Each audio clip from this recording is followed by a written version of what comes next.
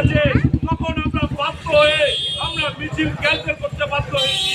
আর আমরা এই প্রশাসনের কাছে জানতে চাইছি যে আপনারা কেন এরকম সন্ত্রাসী করলেন। আর এই সন্ত্রাসী করার জন্য আজকে সারা পশ্চিমবঙ্গ জুড়ে আমরা এই বিক্ষোভ দেখাচ্ছি ধরার সামনে।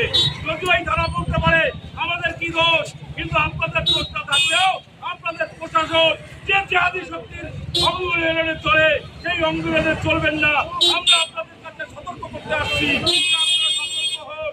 আপনারা চাকরি করে আজকে সরকার আছে, আগামী দিনে সরকার হবে, আর তখন কিন্তু আপনাদের চাকরি করতে হবে। তাই আপনারা দলদাসটা হয়ে আপনারা নিজেদের মেরুদণ্ড সোজা করুন। আমাদের সরকার সুযোগ নিয়ে বারে বারে ভাবে করবেন না। এবং আগামী 27 তারিখে আমরা চ্যালেঞ্জ নিয়েছি, ওখানে আমরা এসপি অফিসের সামনে ঘেরাও করবো, আর এসপির কত দল আমরা চেক করছি। এই বলে আমি আমার এখানে আজকে যে বিক্ষোভ কর্মসূচি ছোটোর উপরে আমরা এখানে শেষ করছি। জয় হিন্দ, বন্দে মাতরম, ভারত মাতা কি জয়।